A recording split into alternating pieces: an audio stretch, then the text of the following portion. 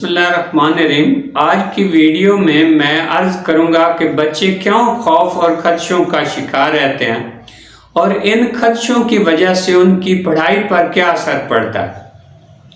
جو چیز ایک گھر کے افراد کو بام جوڑے رکھتی ہے اور انہیں تحفظ کا احساس دیتی ہے وہ ہے ماں اور باپ کی ایک دوسرے کے ساتھ وفاداری۔ اگر دونوں میں سے کوئی بھی دوسرے سے دغا کرتا ہے تو اس سے پورے گھر کو زبردست جذباتی دھچکا پہنچتا ہے۔ جو فریب دیتا ہے وہ خود کو شرمندہ سا محسوس کرتا رہتا ہے اور دوسرا اپنے آپ کو بے بس اور مجبور سمجھتا رہتا ہے۔ اس کے بعد والدین کے درمیان علیحدگی یا طلاق واقع نہ بھی ہو تو ان کا ایک دوسرے پر اعتبار قائم نہیں رہتا۔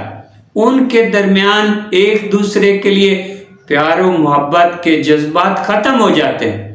ایک وقت آتا ہے کہ پورا کنبہ کسی سیمنٹ والے گھر کی طرح بکھر جاتا ہے۔ اپنے کنبے کو سنبھالے رکھنے کی خاطر ہی صحیح ایک دوسرے سے بے وفائی ہرگز نہیں کرنی چاہیے۔ اچھے سلوک سے اپنے بچوں میں تحفظ کا احساس پیدا کرنا ہے۔ اپنے بچوں کی خاطر خود کو قابل بھروسہ بنا کر پیش کریں۔ اپنے بچوں کو یہ کہنے کی بجائے کہ میں تمہیں سکول سے لینے آؤں گا کہیے میں ٹھیک 2 بجے پہنچ جاؤں گا، بے شک گھڑی دیکھ لینا۔ اس سے بچہ پرسکون رہتا ہے، خوف و خدشوں کا شکار نہیں ہوتا۔ بچے کے کھیل یا کسی مقابلے کو محض دیکھنے کے لیے جانے کی بجائے کہیے میں جتنا بھی مصروف ہوا تمہارے لیے وقت پر پہنچ جاؤں گا۔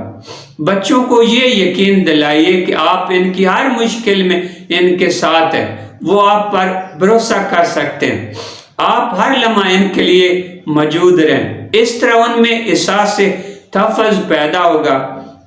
اگر ان میں احساس تحفظ پیدا ہوگا تو ان میں خوف خدشے نہیں رہیں گے، وہ پورے دھیان سے دل لگا کر پڑھیں گے، وہ خوش رہیں گے اور اچھلیں کودیں گے، ان میں خوش شوقی اور چنچل پن پیدا ہوگا، وہ صحت مند اور چاق و چوبند رہیں گے۔